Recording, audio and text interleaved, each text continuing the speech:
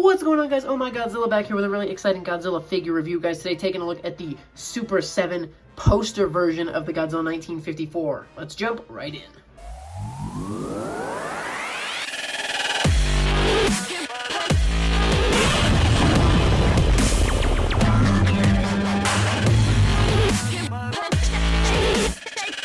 Alrighty, guys, we are back here with the Godzilla 1954 American poster version. Take a quick look at the packaging. First, guys, pretty darn similar to the regular one. We have the American poster, guys, on 1954 there. Really cool picture of the figure itself there, and then the figure obviously encased there in the front. Pretty darn similar to the rest. Guys, this is a Target exclusive, so this barcode will actually show up and work. So if you can take this to Target, go ahead and have somebody scan this barcode, just screenshot that, have them scan it, they'll be able to check if they have any. I believe this is a generic barcode, though, so it will pop up any Super 7 Godzilla figures they have, so it might not take you to the exact one. This does have the American poster version added to the back, really cool there, as well as the rest of the Wave 1 figures. So guys, obviously the American poster version of Godzilla is the poster that they used in America when Godzilla 1954 came out, which it actually came out in America in 1956. But the Godzilla looked like this in the poster. So guys, let's jump into the figure and take a look. Alrighty, guys, we are back with our Godzilla poster version. So obviously pretty darn similar to the 54, actually exactly the same in terms of sculpt. Only difference going to be is the paint. Really cool green used on the front of Godzilla, and then the spines are actually this cool orange tannish. Really cool. I love the contrast here. And it's very cool that America had this cool, unique poster, because it's resulted in a bunch of really unique, cool figures. Obviously, we have no, Godzilla did not look like this in the movie. The movie was black and white anyways, but the American poster was really cool, and it looked fairly similar to this. So obviously not much to say about this guy other than the same body as the 54 Super 7, which we'll compare to, again, some lazy paint drip here on the mouth. But the teeth are actually painted fairly well, and the eyes look good. Some good detailing on the figure in the back. I wish these head spines were painted, but not much to expect off the Super 7 figure. The spines on the back look really good.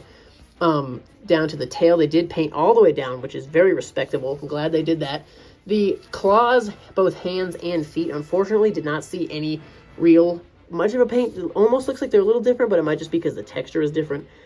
So really not much of a paint. I wish we could have gotten a little bit better paint on the hands and feet. Eyes look pretty good. I love how we got the nostrils painted nice red. Those are painted actually fairly accurately, which looks great. In terms of articulation, guys, head's going to go all the way around 360, as well as those arms. They do catch a little bit on the hip, so I wouldn't do them too much for fear of rubbing some paint off there. And then the legs, you can get to go 350, or 360, excuse me, or maybe it is 350. They don't really, you'd have to force it, maybe. So I'm actually going to not, maybe it is about 350, because it goes from right here all the way around to almost back, but I couldn't quite get it. The tail, guys, pretty easy 360 there.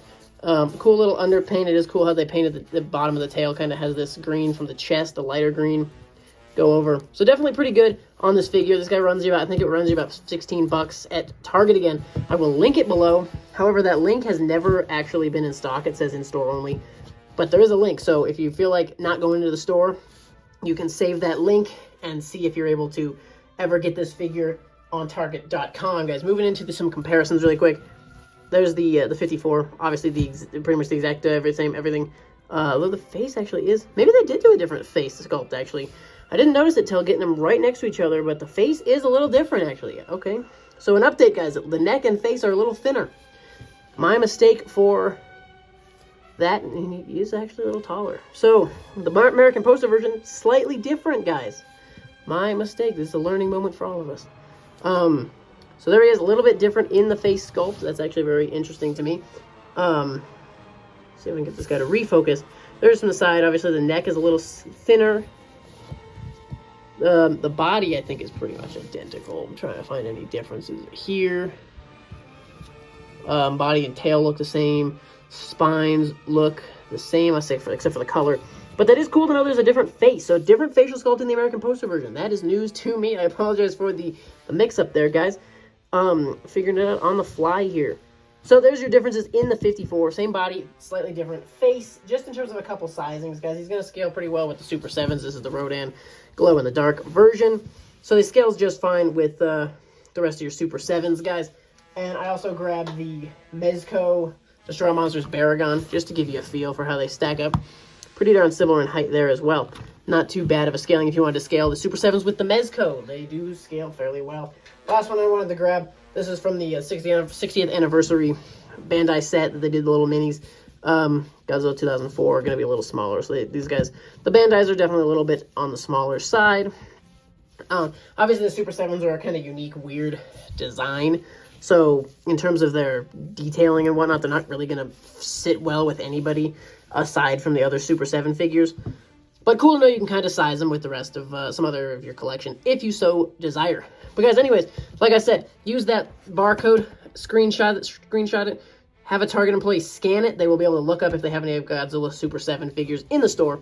They normally keep them back on the kind of entertainment wall, back with the by the electronics with the rest of the kind of, you know, the video game stuff and whatnot. So that's where they're located. Or I will link it below that Target.com link. Like I said, though, it has not had in stock as ever since I've been checking it.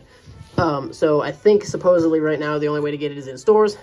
But keep refreshing that link if you so desire.